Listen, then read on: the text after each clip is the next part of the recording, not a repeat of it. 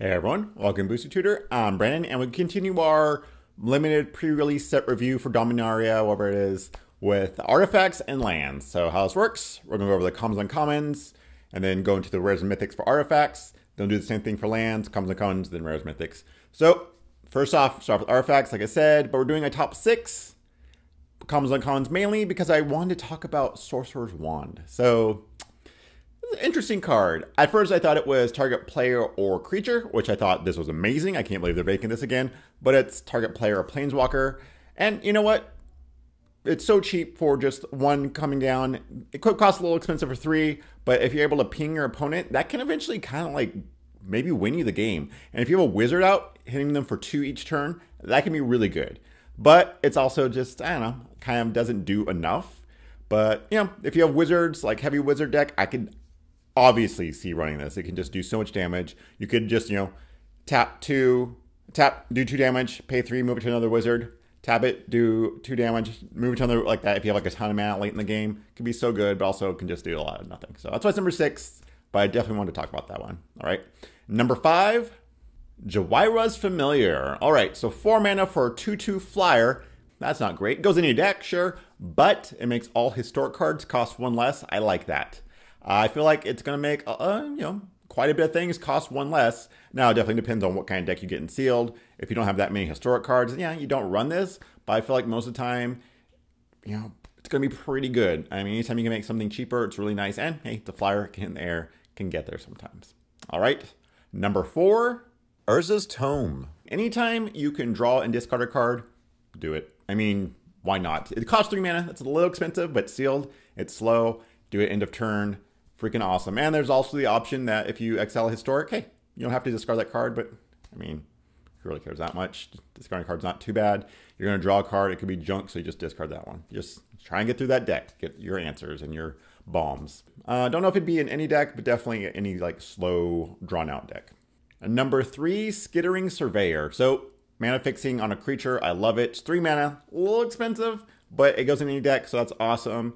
If you're a 3-color deck, you definitely want one of these because, you know, comes down turn 3, you get your land, probably your 3rd land you need, and you get a 1/2 creature that can chump block for something. Who knows? But yeah, love this card because it just goes in any deck. Not gonna run it in like an aggressive deck or something like that, or something where you have plenty of fixing for 2 colors. Yeah, whatever. But really like this card. And number 2, good old Juggernaut. Oh, thing is such a beater. I mean, hitting for 5, just getting through things, not just ignoring walls, not that they matter. I think there's a few walls in this set, but not too many, not enough to matter. It's such an aggressive card. It's cheap, hits hard. I love it. Always loved it, always will. Juggernaut. And our number 1 card for artifacts, commons from Dominaria. There's a lot of stipulations there.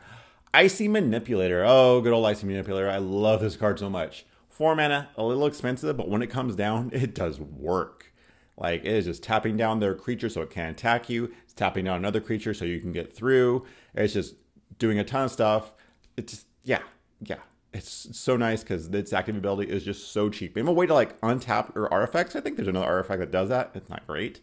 But, I mean, if you can, oh, so good. Love this card. Always have, always will. All right, let's go on to the rares and mythics that I like. And wow. As like underwhelming as the commons and uncommons were for artifacts, the rares are amazing. Oh, so good. So let's start with not an artifact. Karn, Scion of Urza.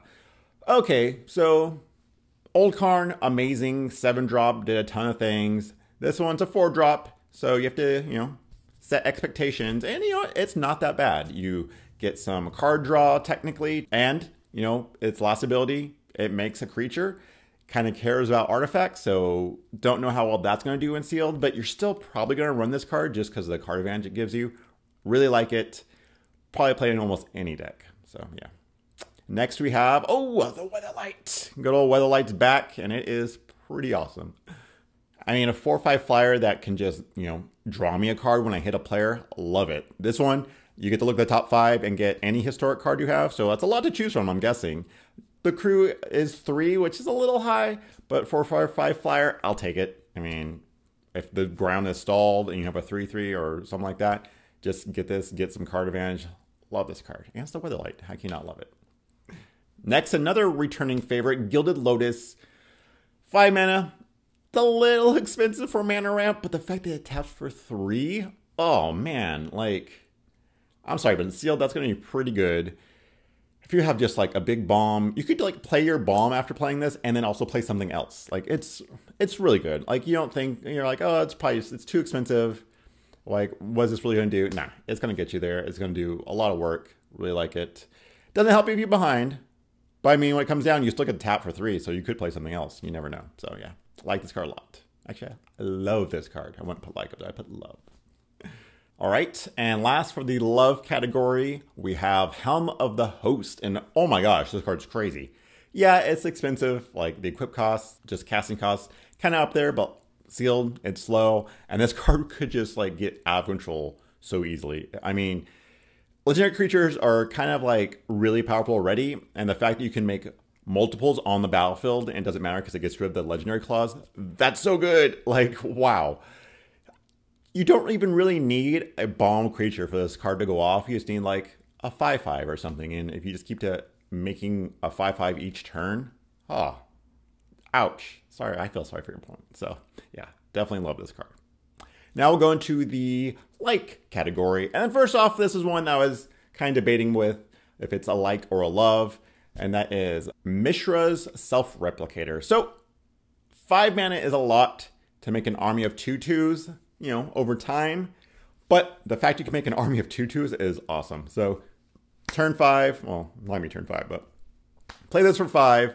And then say each turn after that, you're able to make a 2/2 just for paying 1 because you're playing a historic card. I can control out of fast. If you have a stalled board, I mean, you're going to just overrun it eventually. If you're behind, well, I mean, you have that 2/2 at first. You're going to eventually get there, but it's going to take some work. So it helps you a little bit, not as much, but yeah, I like this card.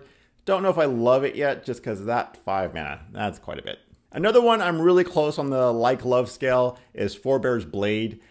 Ooh, giving 3 power, vigilance, and trample is awesome, but that 3 casting and then 3 equip kind of sucks. Like, that's a little bit high, but if your creature dies, it does get to attach to another creature for free, but this all isn't protecting the creature, so it's probably definitely going to die, but it does make like anything a threat. If you have a 1/1 out, it now becomes a 4/1 with vigilance and trample. So yeah, it's pretty good. Just, you know, if you're behind, it's not going to help you too much. I mean, I guess you could put it on a 1/1 and then block. I'd say, like, say you have like creatures with first strike, you definitely play this card. Like, that's crazy good. I mean, the vigilance and trample is already great. If you had first strike, lifelink, okay, I'm starting to love this card, I think. We'll see. We'll see how it works out. Next, we have Traxos, Scourge of Krug. Who makes these names? So, I like this card, but it really relies on historic. And if you have, you know, not that many historic, yeah, this card's like almost useless because it just comes and play tap, does untap unless you play a historic spell. So you better make sure you have enough. I would hate to have this card, play it, and then just never draw a historic card. That would feel so bad. That'd like, ugh, gross. So you gotta make sure you have enough historic. That's why I like it. If you do, awesome. It's a great card. But if you're like a little bit light, maybe think about not running it. So yeah. Next, another equipment, the Black Blade Reforged. Okay, so I like it because it's cheap, 2 mana. +1/+1 for each land you control. That's okay. I mean, it's definitely gonna be 2 at least, right? Except the equip cost is 7. What? So whatever you equip it to is definitely going to have +7/+7, unless it's legendary, and then it costs only 3 to equip. But even then, it's like, okay, so I'm giving +3/+3 to my creature. Nothing else, no trample, no flying, nothing, just that. And it's going to get chump blocked. And if it dies and then I have to put it on another creature, I'd pay 7. It's just going to sit there for like ever, probably. So I don't know. Definitely depends on how many legendary creatures you have and if they have some kind of evasion or something, because otherwise it's just a big dumb creature. So yeah. And last for the likes, this one's a little bit lower on the likes, is Thran Temporal Gateway. This only cares about if you have historic cards, so it definitely matters on what you get in your sealed pool. I mean, do you have enough to run this? Is it even worth it? Like, they better be some really good historic creatures or something that costs a lot, because it's a little bit of a mana intensive there. 4 mana, then 4 to play it. So, I mean, I don't know. I think it's more of a commander card, but I could see it doing some work. Just, I mean, I think it's more of something you'd have to draft around. Even then, still not excited to do that. So. And lastly, in my no category, Mox Amber. I mean, this thing, it does so little. Like, okay, say I get it in my opening hand. I play it. Can't do anything. Okay, I gotta wait until I get a Planeswalker or a legendary creature out just to tap it for mana. When it does, hey, I get 1 mana. Cool, of any color that they are. Let's say I'm a black-white, deck, and I play a white legendary. I can't tap that for black. Maybe I really need that black because I just played a white card. But nope, sorry, out of luck. This card doesn't do enough at all. Take it for value. I mean, if that, yay. I'm sure maybe people want it, but for limited, nah, sorry. Out of here. All right, let's move on to the lands. So my number 6 for commons and uncommons, I wanted to talk about Sorcerer's Wand, that's why it's 6. Wish I hadn't because this one sucks. Memorial to War. This card. So this ability, there's a cycle, come and play tap it for the color it is, and then you can tap, pay a cost, sacrifice, and it does something. This one is 5 mana to destroy target land. I don't want to do that in limited. Who cares? I mean, you're just going to destroy a basic because there's also nothing else you really want to destroy in this set. They're all just dual color lands, if anything. Yeah, nope, not ever going to play this. Don't play this. If it did some damage, that'd be nice, but no, just sacrifice it, destroy land. Yay. And number 5, Memorial to Glory. So this is the white one, has all the other stuff, but except it's pay 3 into white, tap it, sacrifice it. You get 2 1/1 soldier tokens. Is that really worth it? I mean, it's on a land. That's nice. You can make 2 creatures, but for 4 mana, they're only 1/1s. That's not good. And they're soldiers. Like, this set's about knights, I thought. Like, if it was knights, yeah, I'd be like, oh, heck yeah, this is awesome. There's knight synergies, soldier synergies. There's none of those. So, not really excited by this one. I could see running in a white deck just to have some chump blockers or bodies on the field, whatever, but not excited by it. Number 4, Zalfrin Void. I mean, also this one, not too excited about it because it taps for colorless, which kind of sucks, but comes into play untapped, and you get to scry 1. So not bad. I mean, early game, maybe you're like, ooh, I don't really want this because, I need the colors, but that scry 1, hey, maybe I can hit 1. And then late game, I need an answer to this creature that's about to kill me. Let me play this, scry 1, maybe that's it. If not, put the bottom, you're maybe 1 step closer. So that scry 1 comes in handy. If you're going to do 3 colors, do not run this because it makes colorless and that doesn't help you at all. 2 colors, yeah, that's probably fine. So, these lands, I swear. Number 3, Memorial to Folly. So this is the black one, 2 in a black, tap, sacrifice, return target creature from your graveyard to your hand. I always like that ability. That's not bad, actually. There is a card already that's 3 mana. You get 2 creatures. This one is on a land, which is nice, and you just get 1 creature back, which, that's fine. Usually you just want 1 big creature to get back. So I like this one. Would probably run it in most black decks, unless I'm an aggressive black deck or something. But if I have big bombs in there, totally gonna run this. Coming and play tap doesn't matter too much. So yeah, like this one, finally. Number 2, Memorial to Unity. This is the green one. 2 in a green, look at the top 5 cards of your library, get a creature. Love it. That's 5 cards. That's nice. It's not 3. You could whiff easily. 5, you're probably not going to whiff. And yeah, you just get a creature, put in your hand, rest in the bottom, not in the graveyard, which I really like too. There are some graveyard synergies, but it hurts to see stuff go to the graveyard sometimes. So yeah, I like this one. And our number 1, of course, it's the blue land, Memorial to Genius. 4 in a blue, tap, sacrifice, draw 2 cards.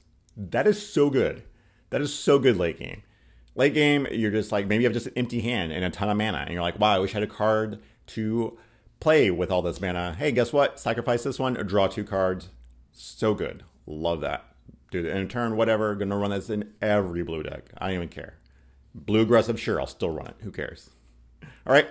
And rare lands, not much to talk about here. You have the dual colors. You'll play them if they're your colors. You kind of don't want to get those in sealed or limited ever because they're not that great, but hey, you'll run them if you can.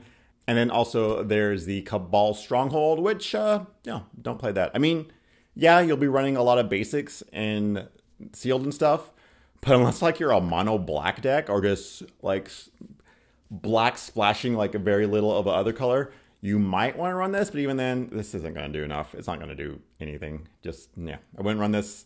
It's not a good card. Blech, sorry. All right, that does it for the old artifacts and lands. Next, we're going to be moving on to the 5 colors. So If you want to follow me on Twitter, booster_tutor, and see you next draft.